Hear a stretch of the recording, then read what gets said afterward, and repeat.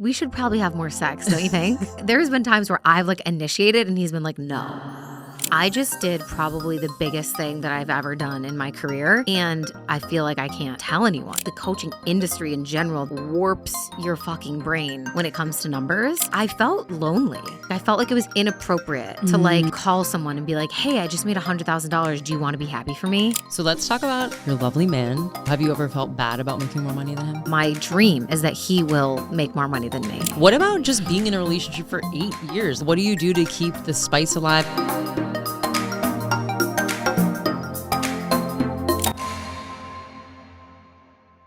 What's up, guys? Welcome back to the podcast and happy September. Can you even believe it?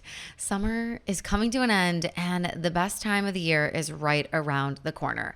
I'm a summer forever girly, but now that I live in Florida, I'm extra excited for fall. So if you are a fall girly, I know you are also getting pumped. I was actually just looking at fall foliage trips recently and thinking about going up to New England for like a long weekend and kind of road tripping with Jaime through some of the best areas to see the fall leaves, since we don't really get that down here in the tropics of South Florida. So I don't know if I've talked about this much on the show, but some of you might know that I was born in New Hampshire and I lived there for a little while until I was like 6 or 7. And fall in that area of the US is honestly just miraculous. Like just Google fall foliage, New Hampshire, Vermont, Massachusetts, in that kind of New England area. And you'll see just like the most incredible colors on the trees. Like it's insane. And there's these little fall foliage trips that you can go on to drive through the mountains and see the best colors, stop at an orchard and do some apple picking, visit these cute little churches and town markets, go for scenic hikes, stay in a cozy cabin. And it just kind of seems like the ultimate fall vibe. So I really wanted to do that, but I don't think, honestly, that we're going to have time this year just with our work schedules. I have several launches coming up, some business events, VIP day with a client in person. I'm also hosting the top tier immersion here in Florida. So there's a little retreat happening. And then we're also going to Spain. But anyway, all that to say, it is Virgo season, okay? And I know I mention this every year on the podcast, but it's because you know I love it. And lots of people actually mistake me as being a Virgo when they meet me because it's my rising sign. And I definitely have a lot of Virgo characteristics. If you've been listening to the podcast for a while, you might remember a couple years ago at this point, I think I interviewed Deborah Silverman, who's an author and a celebrity astrologer. And in that episode, we talked a lot about Virgo energy. And she said that Virgo season is really asking you to make the mundane sacred. And I loved this concept when it comes to Virgo season because it's all about romanticizing your routines that don't always feel fun, but that ultimately really allow you to be the person that you dream of becoming, right? So romanticizing things like your workouts, waking up for a morning walk outside, your skincare steps, even when you're tired, making a healthy meal, time blocking your day and sticking to it, showing up for the meditation, etc. So I love this time of year because it's really like the epitome of back to school energy, right? In the States, this is the time of year when all the kids go back to school, and it's all about setting intentions, organizing your life, and getting your hustle on. And there's really just something in the air that makes you want to buy a new agenda, color code your calendar, commit to a workout routine, and just like get your shit together overall. It's just the perfect time to double down on your business goals and get to work or implement some better habits and routines for your physical health and your mental well-being. So this is really like our hot, rich, successful, and healthy era. So to celebrate, because I love Virgo season, I literally just now decided that I think it would be really fun for me to do a giveaway of like a 60-minute private intensive session with me on anything life or business related, where you can get my advice and personalized feedback. So we'll basically just jump on a Zoom call and you can ask me anything and we'll just go deep for an hour. So for all of my entrepreneurs, whether you are well established or aspiring, this would be a highly valuable thing to get your hands on because you'll be able to get my eyes over your product suite, prices, marketing strategy, podcast, etc. So this is going to be fun. Okay, let's do this. So all you have to do to enter is we'll do 3 simple steps. Number 1, make sure that you're following both of my accounts on Instagram at Make Shift Happen Podcast and at _Samantha Daily. Number 2, make sure that you're subscribed to the YouTube channel @_Samantha Daily, where you can get all of our video versions of the podcast. And then the third thing that you're going to have to do is just screenshot and share one of your favorite episodes of Makeshift Happen to your Instagram stories, and make sure that you put like a little takeaway that you had or the reason that you really enjoyed that particular episode. And obviously, when you share to Instagram stories, just make sure that you tag @Makeshift Happen Podcast so that we can see it and count your entry. So the more episodes that you share to your stories, the more entries that you will have. And we can just keep this open for the entire month of September, and then we'll announce the winner at the end of the month. So someone is going to win this private intensive session with me. All you have to do is make sure that you're following both my accounts on Instagram, subscribe to my YouTube channel, and screenshot and share one of your favorite episodes, and let us know what your major takeaway was or the reason why you loved it. Okay, cool. So you've got the entire month of September to get your entries in, and I can't wait to see what episodes you guys decide to share, because that will also tell me what kind of content that you are loving the most. Okay, so let's get into today's episode, which I think you're really going to enjoy, because rather than me interviewing a guest, I'm actually going to be in the hot seat for this one. So you'll get to hear my friend Chelsea Riffe interview me, and she does not hold back with the juicy questions. So in this conversation, we're going to talk about what it felt like to reach 1 million downloads on the podcast, why I still felt poor even when my sales and business had never been higher, the difference between revenue, profit, and income, the full behind the scenes story of hitting my first 100K month, and why it actually felt kind of lonely. This question of, do financial differences result in weird power dynamics as a couple? How does sex change when you're both heavily focused on career and working hard? Mom and Dad, if you are listening, please stop this episode. This episode is not for you, okay? So this episode was originally published on Chelsea's podcast over a year ago at this point, in my non-expert opinion. And I wanted to bring it to our show because it was such a great, candid conversation. I think you guys are really going to love it. So if you are ready for some real behind the scenes of my business, bank account, and sex life, let's dive in. Hello, everybody. Welcome back to In My Non-Expert Opinion. I'm your host, Chelsea Riffe, and I'm also a podcast strategist helping people launch, grow, and monetize their podcasts. Today, you're going to hear from someone who was actually on the podcast a few years ago, Samantha Smith, who's also known as Samantha Daily on Instagram. She was on episode 159. So if you want to pause and go back to episode 159, she shares all about her journey with moving abroad, finding love in another country, and launching a business overseas. If that story sounds familiar to you, you might recognize that as being very similar to my story, how I launched my business overseas in Australia, found love in Germany, and moved abroad for several years.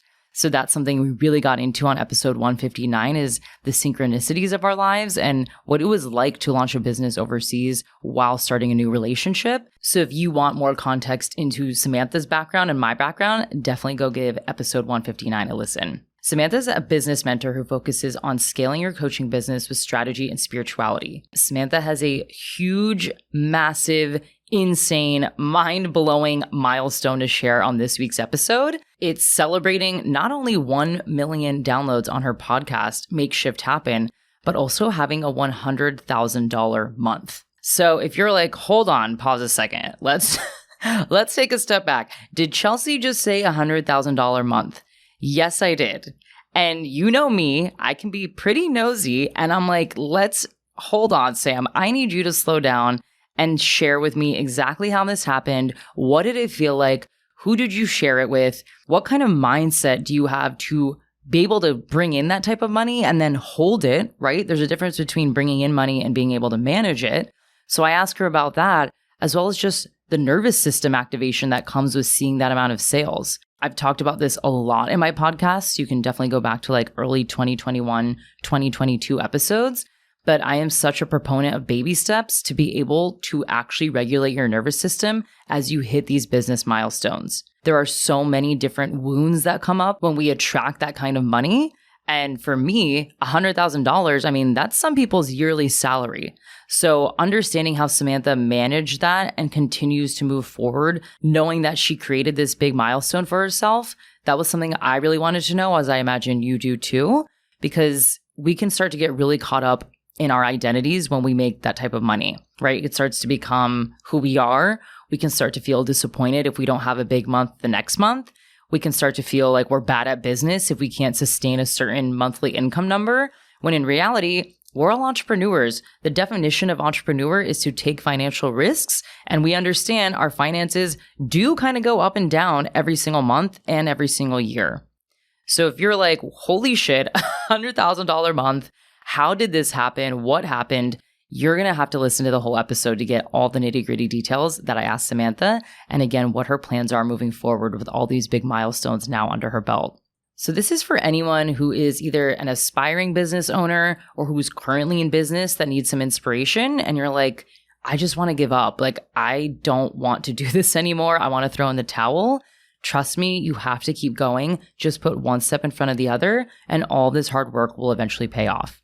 I think today's episode with Samantha will really help you see that, and I'm just so excited for you to tune in. Samantha Smith, welcome back to the show. Thank you for having me. I'm so excited. We're in person. We're in person. Sam, last time we talked, I think it was early 2022? It must have been. I think it was back when I was still living at my parents' house. Yeah. And I was living at my parents because I was about to go on my journey around the world, and I was saving and living at home. We were in a lot of different places. And Sam, last I saw, you are pretty close to being a millionaire. There you go. Yeah, it's coming up. It's around the bend. It's on the horizon. You're a millionaire in one aspect, though. Can you tell us a milestone that just hit? Yeah, the podcast. The podcast just crossed 1 million downloads, which was crazy. I was wondering if those two things were going to coincide at the same time and it would be really crazy, but no. But that's incredible. I mean, 1 million downloads on a podcast, and you've only been podcasting for what? It literally happened almost exactly on the 3rd birthday of the podcast. That's insane. It actually may have been technically, it wasn't the day that we published, but you know how you kind of have to upload a little bit before so that you can get your RSS feed or whatever established. It was literally right around the 3-year birthday. Oh my God. So that is a massive up level, and something I feel like people tend to ignore is we celebrate the milestone and how good it feels to hit that. But what other feelings came up outside of seeing the 1 million downloads on your Buzzsprout dashboard? Were you oh shit, now I have a lot more to do? Yeah, I think because we could see the downloads and we kind of knew that it was coming and we were planning for it, and I wanted to rebrand the podcast in alignment with when we hit the 1 million downloads and all of that. I had kind of had a lot of time to get used to the idea of the fact that we were going to hit 1 million downloads, we were planning for it. But once it actually happened, it was just kind of okay, so the podcast has 1 million downloads now organically, no ads, no nothing, just as it is. And now what? What do we, because it feels like such a big opportunity that's sitting in your lap where it's okay, I don't want to fuck this up. What am I going to do now with this big opportunity that we've built such a loyal following and a community and great listenership and people who tune in every week? What do we do now? We can't just keep doing the same thing that we've always done and expect it to stay the same or grow. So I think there was a little bit of, there still is that pressure on my side of and now what? Do you feel any fear?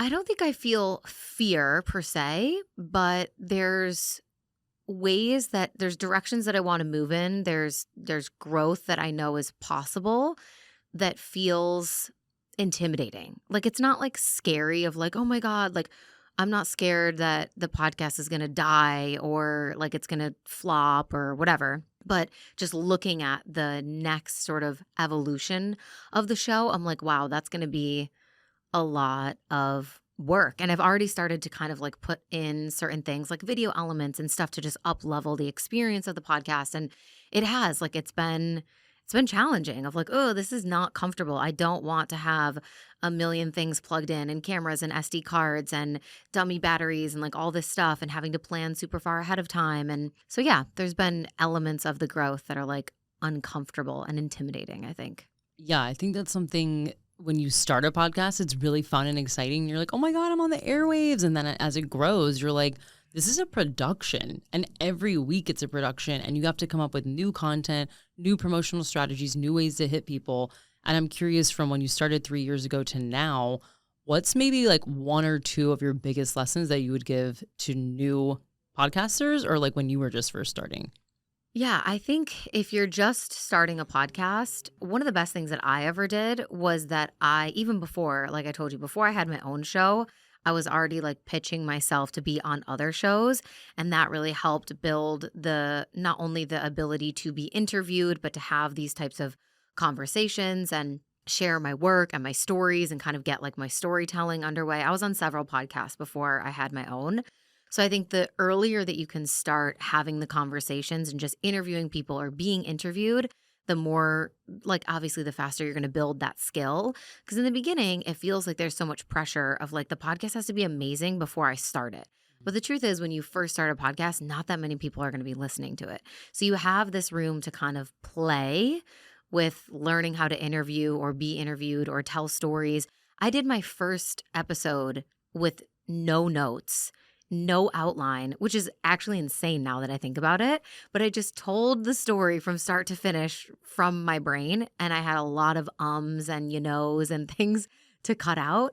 But I learned a lot about how to collect my thoughts and get a point across and all of that. So I think starting before you feel ready is really, really important. And the collaboration piece was a huge part of my growth. Being featured on other shows, having guests on yours, just getting in those spaces and collaborating with people that you have rapport with, building relationships in your niche or your industry or whatever you work in so that you can easily have those connections where it feels seamless to invite someone on the show. And it's not always this marketing pitch of like, and this is what you're going to get out of it and having to sell yourself or sell them on coming on the show. Those are two of the things that have helped me the most with having a really quality experience of the podcast and also helping facilitate more growth. 100%. I always tell my clients, like, pitch yourself on podcasts and have people on yours, because it's not only just about an amazing conversation and interview. It can turn into mentorship. You could hire them. They could come guest speak for you. They could introduce you to their literary agent. Like, there are so many opportunities that unlock for you with podcasting. And I'm curious, now that you've hit that 1 million download mark, what opportunities or like milestones can you think of that the podcast has brought you in the last 3 years? Opportunities, wins, just like really exciting things that you're like, this wouldn't have happened without the podcast. Yeah, so much. I always tell my business clients, the podcast is probably the number one driver of sales in my business because it's a long form content, which is the best for trust building and relationship building with an audience. People feel like they get to know me so much more through the podcast than they could through reels or this other short form content on social media. So I really feel like there's more trust building, relationship building, community, this sense of like, I really understand this person. I know her heart. I know where she's at with a lot of things. I resonate with her journey. We are super similar in these ways. Like, I super resonate with that thing that she said. There's so much that helps facilitate an ease of bringing people into your world and signing clients and getting people to join programs and different things like that, because trust is a lubricant in your business. It makes everything go faster. And so the more trust you can build, obviously the better your business is going to get. So in terms of opportunities, the podcast has for sure brought me tons of revenue and sales and clients because of the way that it builds so much trust. I think other things that come to mind is just the opportunity to go and do in-person interviews and sit down and have experiences like this. And I flew to Austin and was interviewed on my coach's podcast at one point, which was a really fun opportunity. And it was just like an excuse, sort of. If I didn't have a show, it probably wouldn't have been the same, but it was an excuse to really do something outside of my comfort zone that was going to stretch me, that was fun, expansive, to get me in front of another audience. So things like that. And even just like the retreat, I think. I really believe that my first retreat that I hosted, we were able to fill it with 16 women because of the podcast and the rapport and the trust and the relationship building. And we talked about retreats on the show, and it just really helped people feel safe in jumping into an experience like that with me. And that was obviously, a life-changing experience, not only for me as the host, but also for a lot of our guests. So opportunities everywhere from the podcast. Oh my gosh, I love it. I have a fun fact that when I was on your podcast last year, I just changed my prices and I was like, oh my God, am I going to be able to sign one-on-one clients? Like, that fear when you raise your prices.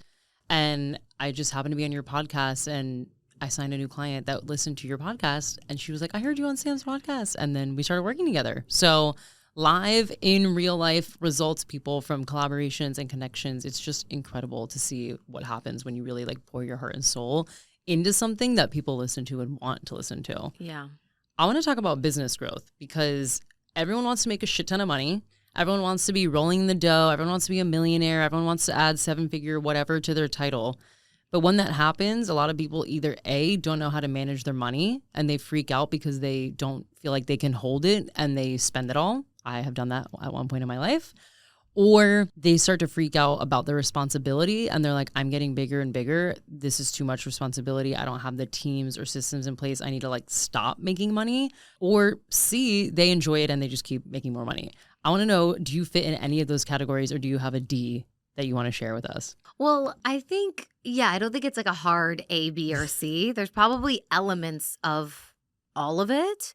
Obviously, when you have an influx of income, I guess in this case, because there's a difference, and I'm glad that I learned this. There's a difference between revenue and income, or like personal income, like salary, right? So all the money that comes into the business from anything that I sell, programs, stuff like that, that's not my money. Like I can't just go and, do whatever I want or buy a luxury car with that. And in some ways I could, but of course there'd be tax implications and other things. So I really operate from the feeling of like the business's money is over here. And there's lots of things that count as business expenses. And there's a lot of things that I can do for myself and buy and whatever in my life that are considered business expenses. So they get to go over there in that category.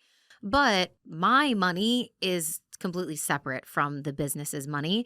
And for a really long time, actually just up until literally last month, I paid myself very little. Like my personal salary was very low for the amount of revenue that the company generates. And so I actually had to change it because I was like, I feel poor. I was like, this is so fucked up because I'm running a business that feels really abundant and it's doing amazing numbers.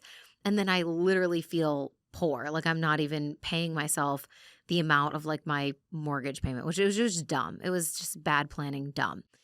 So anyways, I had to like increase my salary and things are feeling better now. So I think there's elements of all of it, of like wanting to spend. Of course, when there's an influx, you're like, ooh, this is fun. Like there's so many more things that I can do. There's investments in the business. There's coaches I can hire. There's trips that I can go on. There's stuff that we want. And so I do allow myself for sure to spend a little bit more in accordance to the increase in revenue that's coming into the business. But I also am just kind of like, great, and let's keep going. Mm-hmm. Like that C option of we're making money and let's keep making money. And I think sometimes it sounds like, oh, that's the best option of the ones you gave. But I also think there's a downside to that, which is that sometimes if you're so in the C of things, of like we're making money and let's just keep making more, the shadow side of that maybe is like it's never enough. Of like I'm not really enjoying the fruits of my labor or what's actually happening here because I'm just focused on one-upping myself all the time. Yeah. Or like beating myself with things. So yeah, I think there's a mix. I mean, I have heard from mentors and people in the space that I know that it can get to that point where you're almost racing yourself of like, and I've done 50K months and 80K months and 90K months, and you're just trying to go and go and go.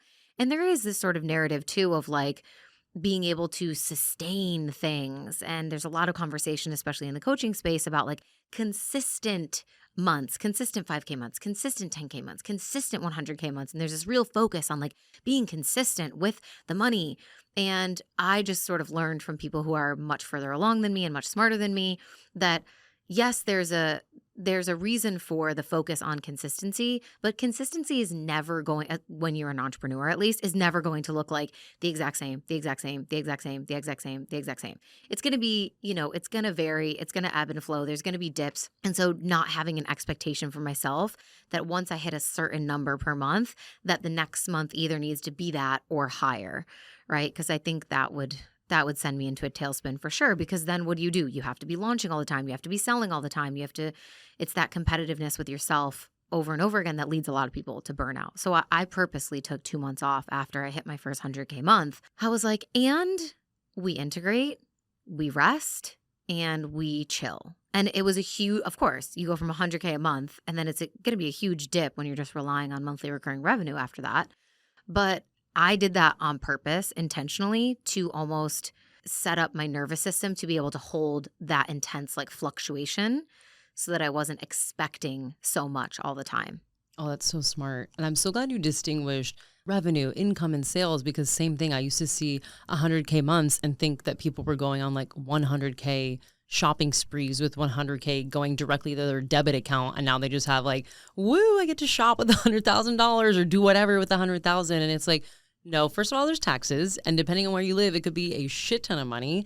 Then you have business expenses to pay. You have softwares to pay for, people to pay for, studios to pay for. Like there's so many business expenses. And then you also have your survival costs and all these other things that it's like, yeah, when someone has a big month, you also need to realize how much behind the scenes is going on. And yeah, like a business is separate from your personal income. And again, I think it's important that people know this because I was definitely in the dark about that. I was like, oh, everyone has 100K liquidated cash ready to go. And it's like, that's not really how it works. Yeah, but that's how it feels when you see people being like 600K so far in the last 4 months. You picture their personal bank account with 600K in it. And you're like, wow, that would be nice.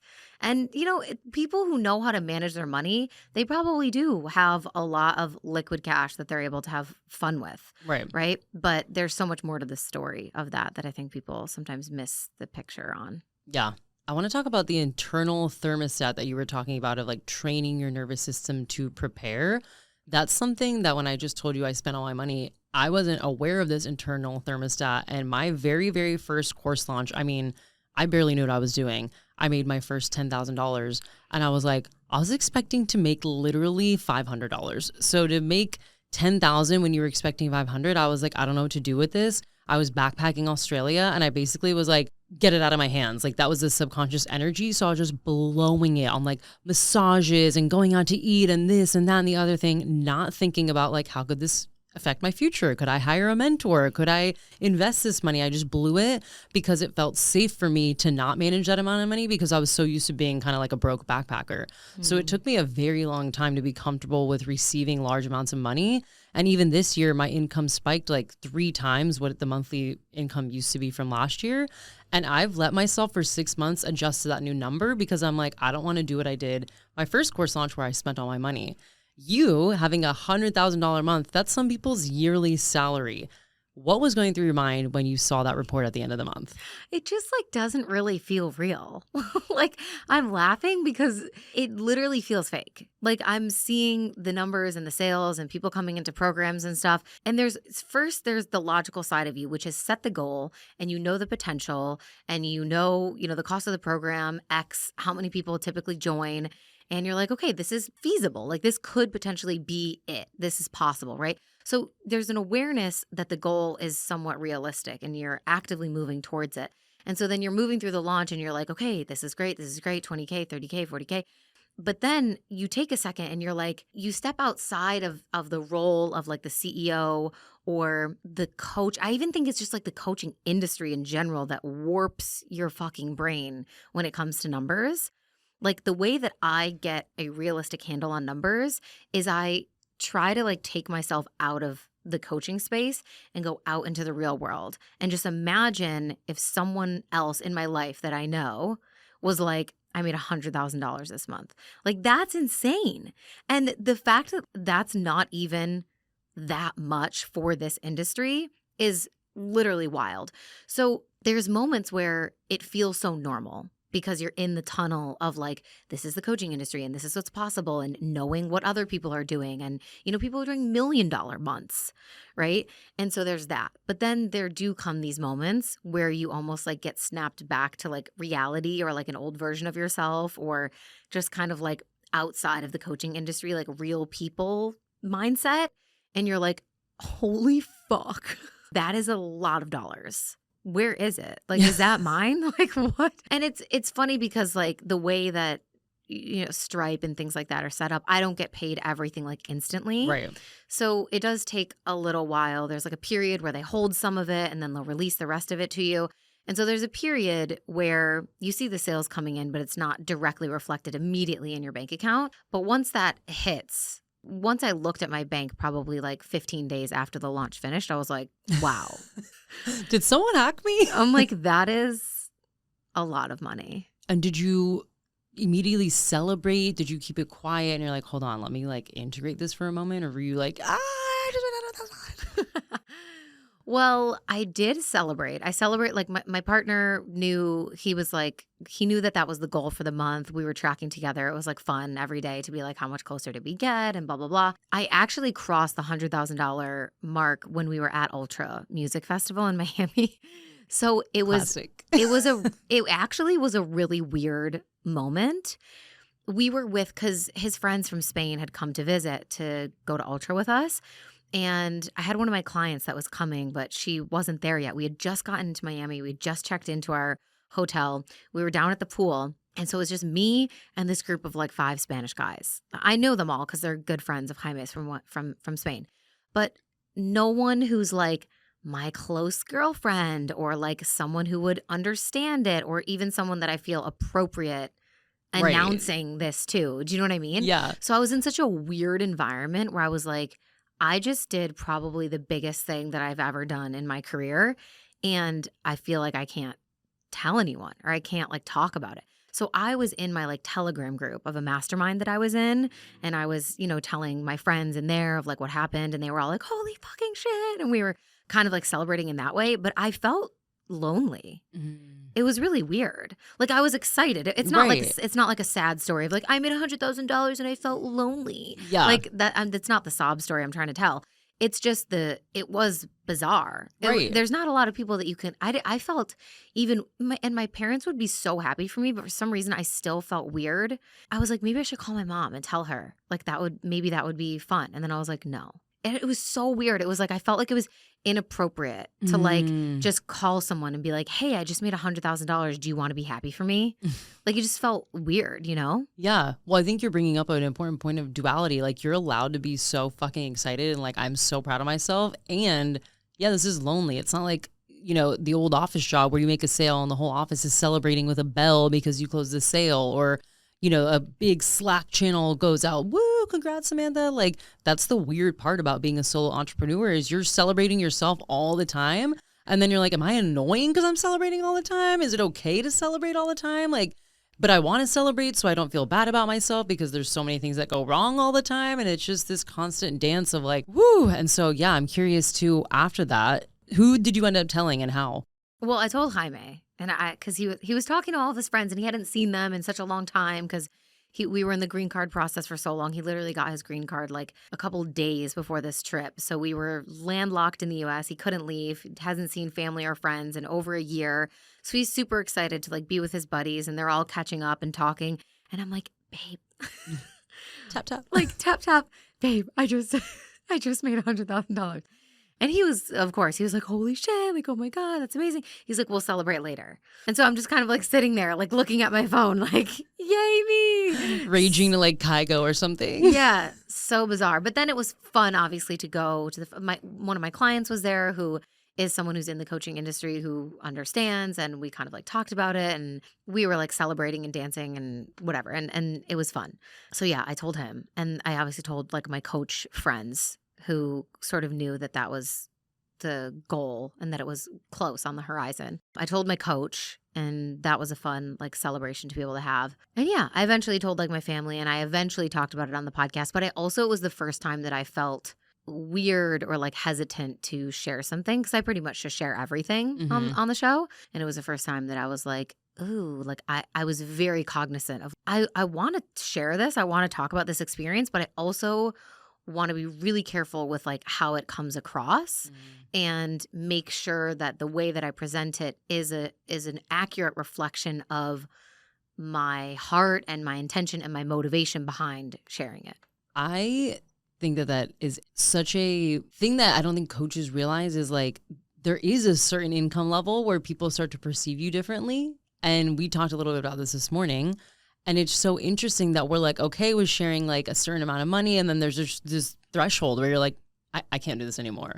What do you think that is? Where do you think that comes from? Yeah, I think there's so much, this would be like a whole nother conversation, but there's so much in our society about money that makes us weird. And it's only comfortable up until the point where you feel like either it's no longer comfortable for you, Like if you can't imagine yourself as a billionaire, then you probably feel awkward or uncomfortable talking about billions of dollars because it feels like it's not even real. Right. Or a level where you're just aware and cognizant of the fact that it's unrelatable to most people. And I think there's a feeling of, I would never want it to come across as bragging of like, look how much money I have.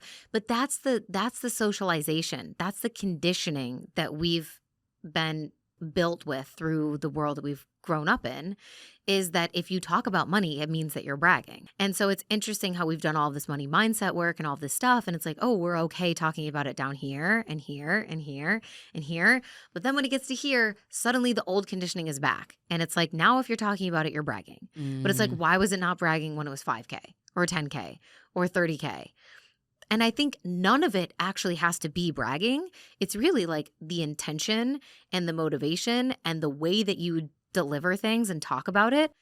You know, when I shared about the 100K month, I talked about the first coach that I ever saw who was making 100K months and how it was a huge she was a huge expander for me. She ended up being one of my coaches. And it was so fun. She was the coach that I was working with when I hit my first 100K month. And so it was just this like really serendipitous, like full circle moment of like, I never would have been here had I not seen you doing it first. If you didn't show me that it was possible by you doing it, I would have never known that these things were available. And so it really did expand my mind and my own belief of the potential that I had as a person in the coaching industry. And I would not have gotten to that place if I hadn't seen someone like her sharing it or doing it. And so I felt almost like, especially because I was working with her at the time, I felt almost like this due diligence or something to like be the next one who like reaches the hand back and is like, hey, and for you who's listening to this, you could be the me. You know what I mean? Like the past me that like saw that coach making 100K and was like, wow, that's absolutely insane. I don't know if I'll ever be able to make that, but I'm motivated now. Like that could be you. So that's what I wanted my sharing to be. And so I think none of it actually has to be bragging, but it's interesting how we do get to a certain threshold and we're like, this is unrelatable to anybody. People are going to perceive this in the wrong way. And then of course we want to protect ourselves and not share. Right. And I think it also depends, what communities you're in, what zip code you're in, what country you're in, right? Like $100,000, I think we all got comfortable with because like we hear a lot of Americans saying like, oh, that's my average salary, or like I'm aiming like towards 6 that. figures. Right, 6 figures. So it's like, oh, that's comfortable. So, and we hear average annual salary. So when you start to hear it in a monthly context, it's like, what the fuck are you talking about that you made that in 1 month? And it starts to feel very activating in your nervous system. And I think that's like what you said, when people start being like, I don't want to be activated by that. So I'm going to either deflect and like get it out of here. I don't want to follow you. I don't want to see this. Or I'm going to be mean and like project and be like, don't fucking show me this. Go talk about something else. Have you gotten any type of feedback like that? No, luckily, I'm like knocking on wood. Luckily, like that was the first episode that I was ever really nervous to like share because I was like, God, you know, there might be some of those people that are activated by this in a negative way. It also triggers this. If you already firmly believe that it's not possible and you see someone else doing it, it initiates this sort of thought pattern of like, well, it must be fake or it must be a scam or whatever. And there's a lot of that in the online world of like, that's not fucking real and you're a fake and blah, blah, blah. And so I was like, I don't know, like that could be something that happens. Like, we'll see. And I was pretty strategic with the way that I did it. Like I didn't share about that. It was a whole like long episode and that was the very last thing that I talked about. So it's kind of like, you've got to be in my real community of listeners if you're going to actually hear me share about this thing. So I did that on purpose as kind of like a self-protection mechanism.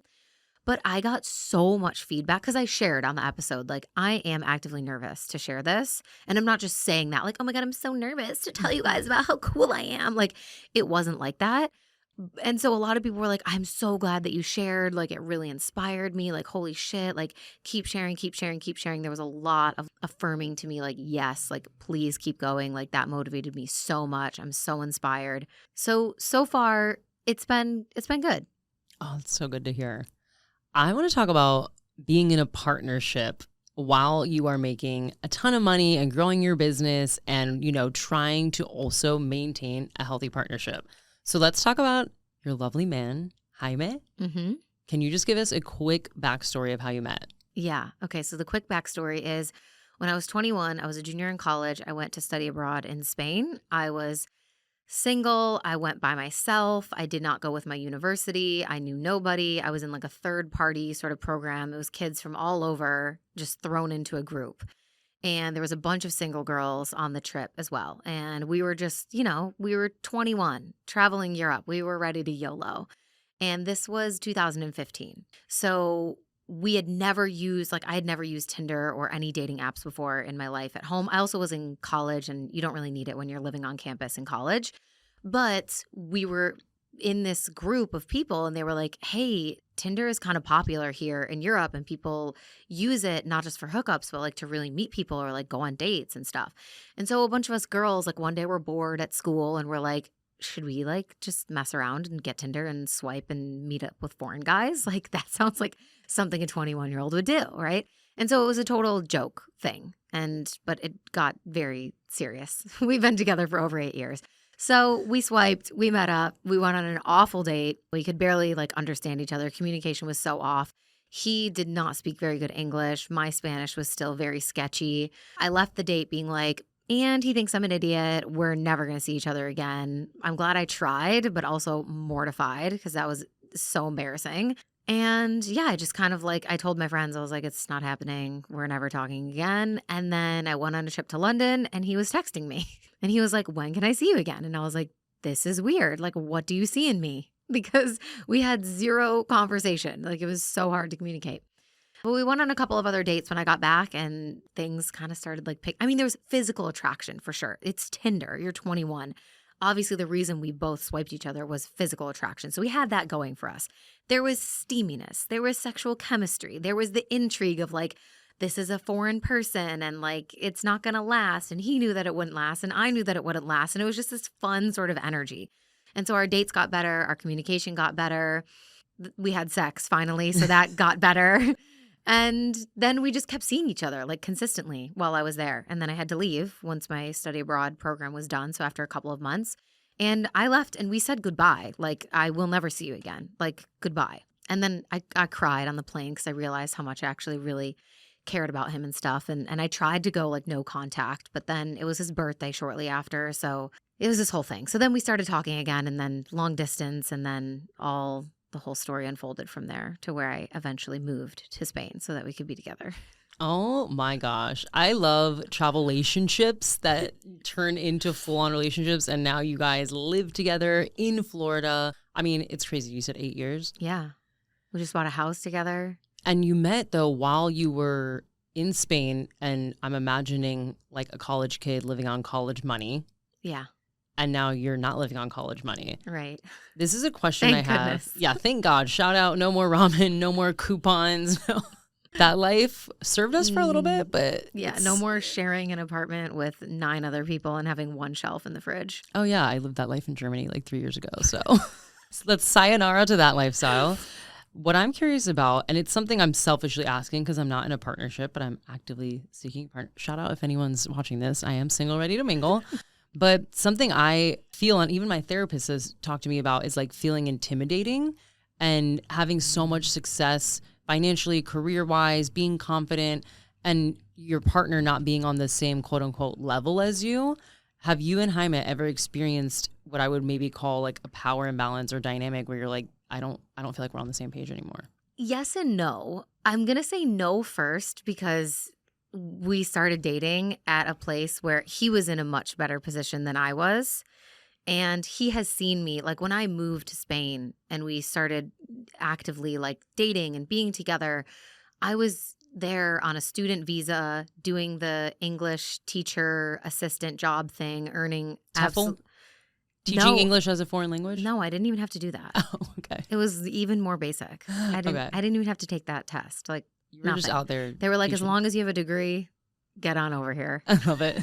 I was like, sign me up. So yeah, I was earning $1,000 a month around that. And over 50% of that was going to my rent and expenses, well over 50%. And so there was a lot of times where I would get to the end of the month. He reminds me sometimes, there was times where I would literally text him and be like, hey, so sorry, could you like bizm me? That's like Venmo, but like in Spain, like, can you bizm me like $15? I'm going out for drinks with a friend and like I don't have money right now because I was waiting for my paycheck. So we met when I was actively in a not very great financial place. And I was always without a job for like 4 months in the summer because they don't pay you at that time of year. So summers were always horrible. He would have to cover a lot of our expenses during that time. I had gotten fired from some jobs, quit other jobs. There was multiple times where I was unemployed during our time in Spain. And he picked up the slack every single time because he had like consistent, good enough jobs. Right. So I think there's that element of like he's taken care of me. And so now I can take care of him in some ways. So I don't think that there's like a power dynamic necessarily as much. Like there's no intimidation, right? Because we don't. Right. It would be different if I met him now. Right. And I'm like, oh, like, but I think for me, if I were in your position, I wouldn't be as worried about if they were going to be intimidated by me. I would be more like, are you like good enough to be like on my level? Not even just like financially, but you have a certain standard of quality of life and the type of restaurants that you want to go to and stuff like that. Like, are you going to be down for it or are you going to be like pinching the pennies? So I think there's that. But with us, we've definitely had to have like serious conversations about how this affects our dynamic and I kind of knew that it was going to happen when we were in the process of buying a home and we were going to have a mortgage and lots of, our expenses were going up a ton once we actually bought the house. So I was like, and he couldn't work obviously for legal reasons because of the green card processing. So it was like, you kind of have to let me. You're going to have to let me do this. And we have to find a way for you to be okay with it. And I just like want you to know that I'm good with it. I don't think less of you for it.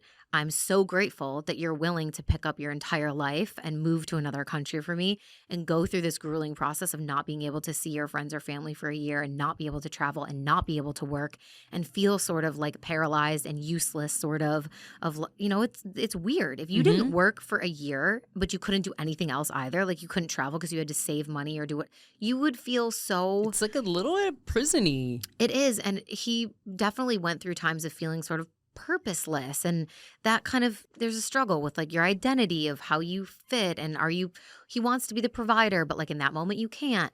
So we had to have those types of conversations of like, this is just what it is right now. And there's nothing that you or I can really do about it, but you've got to let me help you. So have you ever felt bad about making more money than him? No. Okay. Love that. Love that answer. You're like, no. I'm going to keep doing me. No, I don't feel bad about making more money than him, but he does know that my dream is that he will make more money than me. Just throwing that out there. Just throwing it out there. Not because I like want so much money. It's just like, if you're making more money than me, then I can chill a little bit. Yeah. You're like, I'm hustling right now. Literally. I'm like, I'm in my hustle girl era and I'm just waiting for you. I'm ready for a rest girl era. Yeah, I'm ready for my soft girl era. So let's pick it up. I love that. What about just the stress of, they call it new levels, new devils. I actually like the term upgraded problems, that whenever your income increases, naturally you have more clients or you need more customer service or you need more systems, whatever the case is. I've never seen anyone grow exponentially and have no change in like the other areas of their life. So I'm curious, when you have, let's say, $100,000 launch and now all these new problems pop up and you're stressed the fuck out and you're managing 20 different projects, how does that affect your intimacy or bonding time and even sex? Are you like, we're not having sex this month because I'm launching? Probably not for a whole month, but there's definitely periods. And I think like now that he's working again, he's also in his hustle era. So that's been the most interesting dynamic for us when it comes to sex life and libido. And we've had conversations about this too. It's like, it's so crazy how when you are busy and stressed and focused on a goal and like really working towards something, your body doesn't even crave sex as much. Like the libido has definitely been lower on like both of our parts. I think was so weirded out by it to begin with because he's like, I've never experienced this before of like having like lower libido of times where there's been times where I've like initiated and he's been like, no, like I can't. Like that's weird to experience. And even himself, he's like, I can't even believe that I'm saying no to you right now. But like I can't. It's not there. I'm so stressed out or I have anxiety or I'm so tired or whatever. So I have felt that before in my business of like, the hustle phase of growing things. And so I'm not hurt by it. I totally understand it. I'm like, honestly, I'm fucking tired too. Like, Yeah, like gonna watch Vanderpump Rules. Good night. yeah, it's totally fine. So it's been interesting to like adapt to that. Oh my gosh. Have you ever sat down and been like, we need to have sex? There's been conversations where we're like, we should probably have more sex, don't you think? Let's like schedule it in our Google Cal. You know, and we've thought about that. We're like, should we schedule it? Should we try to do it like X amount of times per week? But it's like, for us, that doesn't feel natural. It doesn't feel good. So I think we've just, recently tried to be like, okay, it's more of like a priority. We need to like make space for it, which means practical things about eating dinner earlier, like simple shit like that you don't Right. think about. It's like, I need to be maybe a little bit better with my time boundaries of when I stop working so that we can actually make dinner at a decent hour, so that we can actually have time to watch a show or cuddle or have sex if we want to. Like the thing is, when you you work all day and it's so late, and then it's like, no, that's not happening. The good thing for us is that we both work from home. So I think our best thing is like midday sex. Ooh, that's a there's hot like, tip. It's a hot tip because there's energy, Like Ooh. I'm not a good like nighttime sex person. No. At least right now. I'm too Especially tired. after dinner, and usually with my ex, we used to watch like 2 Netflix shows. I'm like, do you really think after eating dinner watching 2 Netflix shows, I'm like, woo, let's go. Like that's not happening. No. So midday. Midday. Midday. Okay, You do a hot little tip. lunch break sex. Ooh, love that little lunch break on the cow, and you're like, you know where we are. What about just being in a relationship for 8 years? That's, to me, in millennial timelines, I'm like, you guys are practically married for 40 years. Like, what do you do to keep the spice alive and living together and like still keeping that attraction high? Yeah. It's so weird. Like when we look at each other and we're like, we've been together for so long. In some ways, it does feel like it's been so long because I feel like we've been 25 different versions of ourselves together. And then in other ways, I'm like, I can't believe it's been almost a decade with you every fucking day. But yeah, it's a long time. I don't know if I have like the best tips of like how to keep the spice. We're really lucky in that we just really like each other and we appreciate each other. I mean, I think like sex toys are a good way to like bring a good tip. spice. Hot tip. Like sex toys are good, but in terms of like, you're not going to get to the point of like wanting to have sex with someone or even have sex toys be a relevant tip for you if you're in like a weird emotional or unreciprocal dynamic with somebody. So yeah, we support each other. We understand each other's vision. We're both really goal and career driven at this moment in our lives. So I think something that is really good for us is that neither of us are really bothered about like needing to get a proposal or married or have babies. I think sometimes that throws a wrench in situations when someone's timeline of what they want is not matching with somebody else's.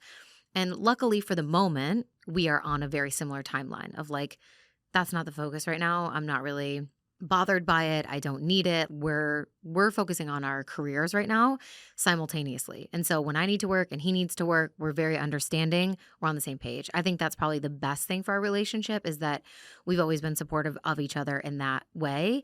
And he's always been, shout out, honestly, because sometimes I look back on my initial endeavors of like business things like network marketing and other things, yoga teacher training and stuff that's like, could have easily been judged of like, why are you doing that? Are you even going to use that? What is that for?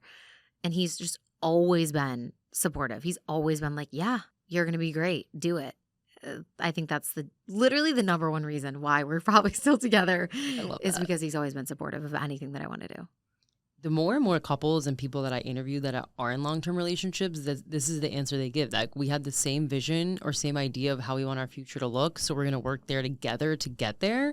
And I think something I've realized in talking to couples is like, if one person has a different vision and someone else has a different vision, it doesn't mean one's a villain and one's not. It's just like, that's probably not going to be the most compatible.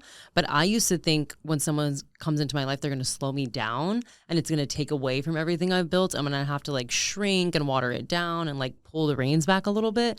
And talking to people like you, I'm like, oh, this is exciting. Like, I want to bring in a partner that's like, let's fucking go, babe. Like, I'm proud of you. Let's check in on our projects. Like when you just I told you, me. he's literally cracking the whip on me all the time about goals that we were talking about earlier. And I'm like, I know I really want to do this, but I don't have the time. And he's literally always like, you need to do that. You need to send the pitch. You need to do that. I'm like, literally, shut up. You're stressing me out. When you said you were celebrating, like checking in every day on your 100K month goal, I'm like, that is so cute. Like to me, I think I've just been in relationships where I'm like, I think my boyfriend would be like, what are you doing? I don't want to see that number. Or like, I don't know. So this is just really inspiring. So thank you for sharing the ins and outs of your and Jaime's relationship. Yeah. Do you speak Spanish, by the way? Yeah. Okay. So you learned. I did. Eventually. Yeah. Fluent? Yeah. Oh my gosh. Because I was like, how did you go from not communicating to practically being married? Yeah. So what's funny about that too is I didn't know this at the time, but I found out like years later when we started actually seeing each other while I was in Spain. He apparently bought like a bunch of like English books and he was studying, he was like reviewing because you learn English in school in most other countries from the time that you're a child. He was just lazy and didn't care and copied everybody and never wanted to learn English. And then I came along and he was like, shit, I should have paid attention. So he went out and bought books and started studying. And then he actually hired a teacher that would do like a virtual Skype language classes with him to like build his conversation skills, which is like from a person who like didn't want to study and never wanted to learn it and was always just copying to get by to that. I was like, wow, wait, I'm actually might cry. Like that's so sweet. I remember my ex's roommate found out I was taking German lessons and he was talking to him in the kitchen and he was just like, wait, what? She's taking German lessons for you? And I was like, well, yeah, for what? I'm not going to open a business in Germany. And I was like, yeah, it's for him. And he was just like, that's a really big sign of love. And I was like, yes. So anyone listening, like if you love someone and they're a foreigner, you need to go learn their language. Yeah. It's so amazing. And I'm glad that you learned Spanish too. So it was reciprocal. I mean, I studied Spanish all through school. I took it in college. I minored in it. That's why I studied abroad because I wanted to get fluent. I had way more of a motivation already that I wanted to learn it. He was not interested in being fluent in English at all. That was my goal by being in Spain and by living in Spain. So yeah, it was kind of sweet to find out that he did that behind the scenes. And he didn't tell me about it. He wasn't like, oh, I'm practicing and I'm hiring people and I'm learning. He was just doing it. I love that. So what's next for you? I feel like something that happens to a lot of entrepreneurs that hit these milestones get what I've heard called astronaut syndrome, where you're like, I've already been to the moon. What else is there to see? Like you've already hit the 100K month. You've hit 1 million downloads. Like what is feeling expansive and exciting for you coming up? I don't feel that at all. I don't. You're like, I'm just getting started. I'm like, I hit the moon. I'm like, I'm barely even gotten in the rocket ship. Yeah, I feel like I'm just getting started. I feel like I'm a baby in the space. I feel like there's so much to learn and do. I'm excited about more speaking opportunities. We kind of talked about that earlier. Yeah, just like taking the podcast in different directions and expanding with it and adding video and just up-leveling the content. There's so much that I want to do. Oh my God, I'm so excited. Well, where can everyone find you, follow you, and stalk you and Jaime? Yeah, we actually did a full podcast episode together on my show. I finally got him to come on and answer all of the audience's questions. So you can hear the story of how we met from his perspective. But yeah, you guys can follow me at _Samantha Daily, or you can check out my podcast, Make Shift Happen. It's anywhere you find podcasts. And if you want to check out my programs or my work, you can go to samanthadaily.com. Amazing. Thank you so much, Sam. Yay, thank you.